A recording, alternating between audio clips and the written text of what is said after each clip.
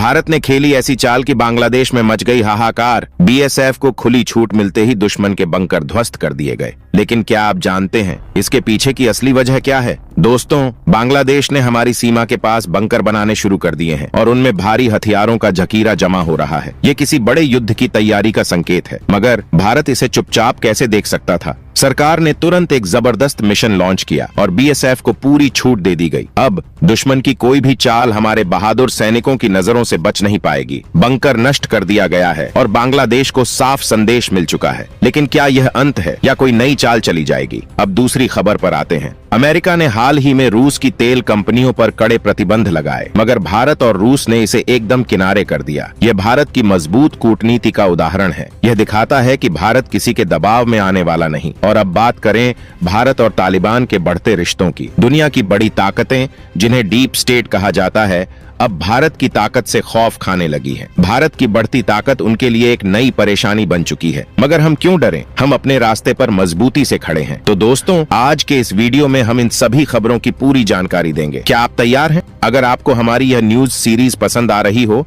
तो इस वीडियो को लाइक जरूर करें। सबसे पहले बात करते हैं बांग्लादेश से आ रही बड़ी खबर की। बांग्लादेश की बॉर्डर गार्ड यानी बीजीबी ने पश्चिम बंगाल के पास स्थित सुखदेवपुरा जिले के पास नए बंकर बनाने शुरू कर दिए हैं। यही वह इलाका है जहां से भारत और बांग्लादेश का सीधा लैंड बॉर्डर जुड़ा हुआ है और उसी बॉर्डर पर बांग्लादेश ने बंकर बनाना शुरू कर दिया है। अब भला किस नियम में लिखा है कि दो देशों के बीच दोस्ती होते हुए भी इस तरह के बंकर बनाए जा सकते हैं? लेकिन यह तो बस शुरुआत है। बांग्लादेश ने इन बंकरों में कई आधुनिक और ताकतवर हथियार जमा कर लिए हैं, जो सीधा भारत के खिलाफ इस्तेमाल किए जा सकते हैं। और सबसे खतरनाक बात यह है कि जिन किसानों की जमीनें इस बॉर्डर के पास हैं, उन्हें धमकाया जा रहा है। उन्हें हथियारों की नोक पर डराया जा रहा है कि अगर उन्होंने किसी भी तरह की दखलंदाजी की तो इसके अंजाम बहुत बुरे होंगे। दोस्तों, आपको याद होगा कि कुछ समय पहले भी बांग्लादेश की बीजीबी और भारतीय किसानों के बीच तनाव हुआ था।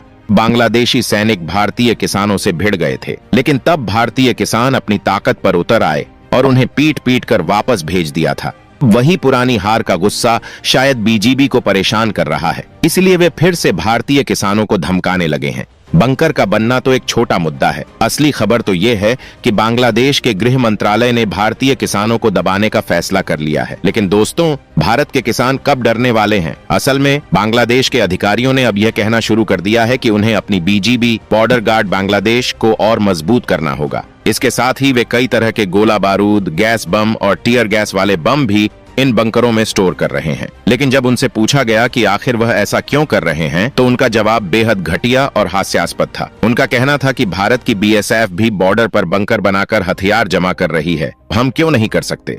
लेकिन असली सवाल यह है कि भारत के पास इन हथियारों की जरूरत क्यों है? बांग्लादेश के अंदर दुनिया के कई बड़े आतंकी संगठनों को शरण दी जाती है, जबकि भारत में ऐसी कोई समस्या नहीं है। भारत के लिए यह हमेशा एक बड़ा चैलेंज बना रहता है कि बांग्लादेश से अवैध घुसपैठ होती रहती है।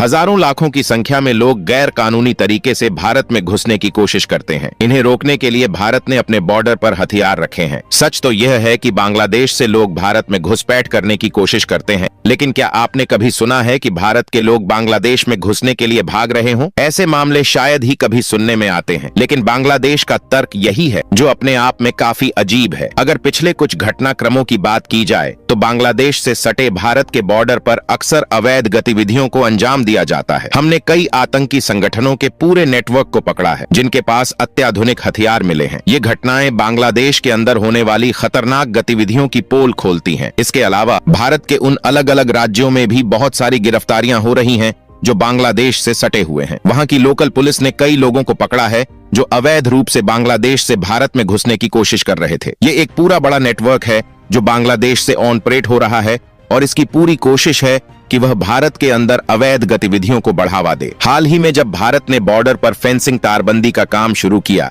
ताकि हमारी सीमाओं की सुरक्षा पक्की हो सके, तो बांग्लादेश ने अंतर्राष्ट्रीय स्तर पर हंगामा खड़ा कर दिया। उन्होंने आरोप लगाया कि भारत जबरन उनकी जमीन पर कब्जा कर रहा है, जिससे दोनों देशों के बीच तनाव बढ़ गया। शांति बनाए रखने के लिए बीएसएफ ने अस्थायी रूप से फेंसिंग का काम रोक दिया, लेकिन बांग्लादेश ने दुनिया के सामने यह दावा किया कि उन्होंने बीएसएफ को रोकने में कामयाबी हासिल की है। इसके साथ ही उन्होंने भारत को धमकी दी कि आने वाले समय में भारत के साथ हुए सभी बॉर्डर समझौतों को रद्द कर दिया जाएगा। बात यहीं खत्म नहीं होती। बांग्लादेश ने तुर्की के TB2 ड्रोन को भारतीय बॉर्डर के पास तैनात करने की तैयारी भी शुरू कर दी है। ये सारी गतिविधियां भारत के लिए खतरा बनती जा रही हैं, लेकिन भारत सरकार इस पर कड़ा एक्शन ले रही है। और अगली खबर यह साबित करती है कि हमारी सरकार कितनी एक्टिवली काम कर रही है। आप सभी जानते हैं कि 26 जनवरी हमारे लिए बेहद खास दिन होता है, लेकिन इसी दिन भारत के खिलाफ आतंक फैलाने वाले संगठन भी काफी एक्टिव हो जाते हैं, चाहे वह पाकिस्तान के हों या बांग्लादेश के। अब तक बांग्लादेश में शेख हसीना के होने की वजह से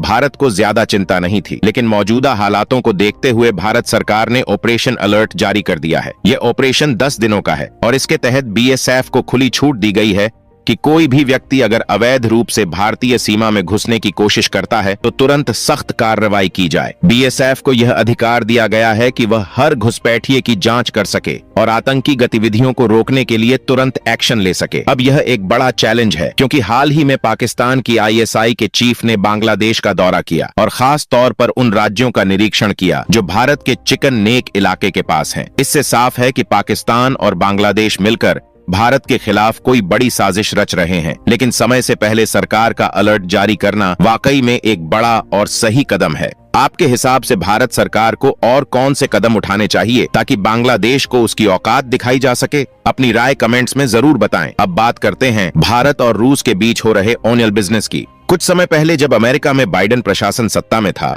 तब उन्होंने रूस की 183 से भी ज्यादा कंपनियों पर सख्त प्रतिबंध लगाए थे। इन प्रतिबंधों का असर यह हुआ कि जो कंपनियां ग्लोबली तेल सप्लाई करती थीं, चाहे वह मिडिल ईस्ट हो, यूरोप हो या भारत और चीन, उनकी ओनियल सप्लाई रुक गई। इसके अलावा उन कंपनियों के इंश्योरेंस प्रोसेस को भी यूरोपीय देशों ने रोक दिया, जिससे भारतीय ओनियल रिफाइनर्स के लिए दिक्कतें पैदा होने लगीं। रूस भारत को जिस डिस्काउंट पर तेल बेच रहा था, वह भी लगभग पूरी तरह से बंद हो गया था। अब रूस और भारत ने डॉलर में व्यापार करना पहले ही बंद कर दिया था, क्योंकि रूस अमेरिकी डॉलर का इस्तेमाल नहीं कर सकता था। पर अब रूस ने अपनी खुद की इंश्योरेंस कंपनियां शुरू कर दी हैं, जो इन तेल कंपनियों को इंश्योरेंस दे रही हैं। इसका मतलब यह है कि अब यह कंपनियां बिना किसी अमेरिकी रोक के भारत और चीन जैसे देशों तक तेल पहुंचा सकती हैं। यह भारत के लिए एक अच्छी खबर है, क्योंकि इससे भारतीय रिफाइनर्स को सस्ती कीमतों पर तेल मिलेगा। अब बात करते हैं भारत, अफगानिस्तान और पाकिस्तान के बीच बढ़ते तनाव की, जो डीप स्टेट के लिए एक नई चिंता बन चुका है। हाल ही में पाकिस्तान ने अफगानिस्तान पर हवाई हमले किए, जिनमें 50 से ज्यादा लोग मारे गए, जिनमें महिलाएं और बच्चे भी शामिल थे। इस दर्दनाक घटना पर सबसे पहले भारत ने सवाल खड़े किए